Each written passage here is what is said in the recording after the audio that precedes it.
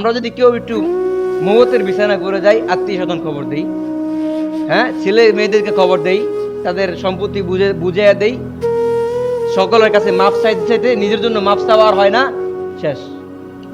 হ্যাঁ, নিজের জন্য আর কি চাওয়া হয় না, মাপ চাওয়া হয় না, শেষ।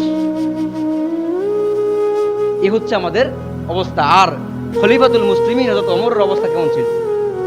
তখন তিনি নিশ্চিত হয়েছেন যে তিনি আর বাঁচবেন না, তখনই সাথে সাথে মসজিদের নববীর ফ্লোরের সাথে নিজের চেহারাকে শুধু গড়ছেন আর আল্লাহর কাছে ক্ষমা চাইছেন, আল্লাহ এই ওমরকে আপনি মাফ করে দেন।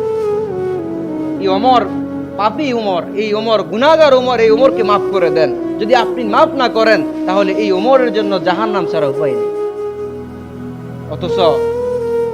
অথচ রাসূলুল্লাহ সাল্লাল্লাহু আলাইহি ওয়াসাল্লাম হাদিসের ভিতরে বলছেন, আমার পরে যদি কোন নবী আসতো, আনা খাতামুন নবিয়্যিন লা নাবিয়্যা বাদা, আমি শেষ নবী, আমার পরে আর কোন নবী আসবে না, যদি আসতো তাহলে সেটা হতো ওমর।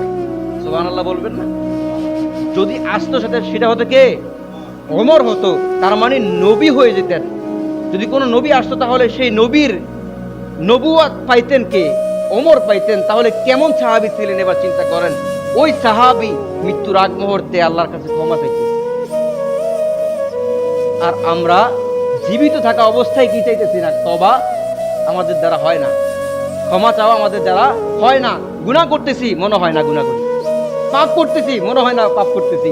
হারাম খাইতেছি, জানি এটা হারাম, এটা ধরলে হারাম, এটা না বলে খাইলে হারাম, এরপরও খাইতেছি, মনে হয় না এটা যে গুনাহ, এটা মনে হয় না।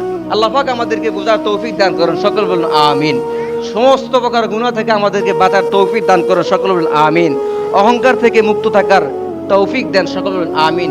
তাহলে তিনটা বিষয় বলেছিলাম, রাসূলের হাদিস থেকে তিনটা বিষয় বলছি। এক নাম্বার, যদি অহংকার মুক্ত থাকতে পারি। দুই নাম্বার, যদি ঋণ মুক্ত থাকতে পারি। তিন নাম্বার, যদি আমানতের খেয়ানত না করি।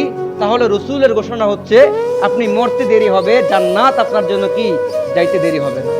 জান্নাত আপনার যাইতে কি হবে না, দেরি হবে না। আল্লাহ পাক আমাদেরকে এই তিনটা বিষয়ের উপর আমল করার তৌফিক দান করেন। ওয়া আখির দাওয়ানা আলহামদুলিল্লাহি রাব্বিল আলামিন।